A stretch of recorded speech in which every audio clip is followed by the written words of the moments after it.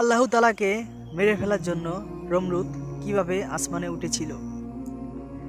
এরপরও কি হলো জানলে আপনি অবাক হয়ে যাবেন। তো গুরুত্বপূর্ণ কথাটি জানতে আপনি আমাদের চ্যানেলটি সাবস্ক্রাইব করে ইসলামিক চ্যানেলের সঙ্গেই থাকবেন। অবশ্যই ভিডিওটি শেয়ার করে দেবেন।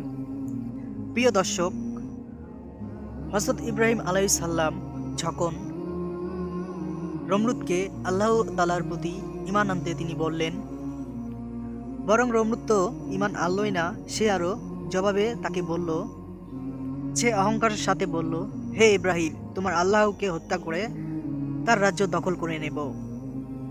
সবাই বলেন নাউজুবিল্লাহ।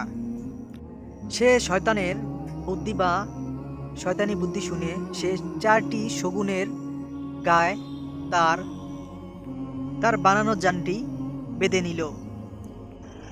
শগুন যেন উপরে ওঠে এজন্য 4টি মহিষ জবাই করল এবং সেই গোস্ত শগুনের মাথায় এমনভাবে বেঁধে দিল, শগুন খাওয়ার জন্য যখন উপরে মাথা ঘোরাতো তখনই গোস্ত তার মাথা থেকে আরেক দিকে যেত। তখনই নমরুদের যানটি উপরে উঠতে থাকলো।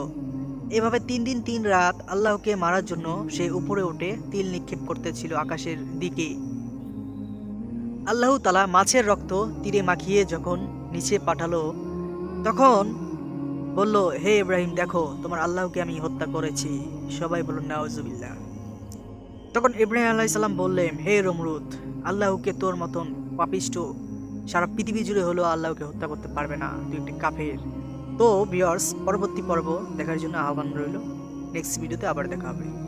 আল্লাহ হাফেজ।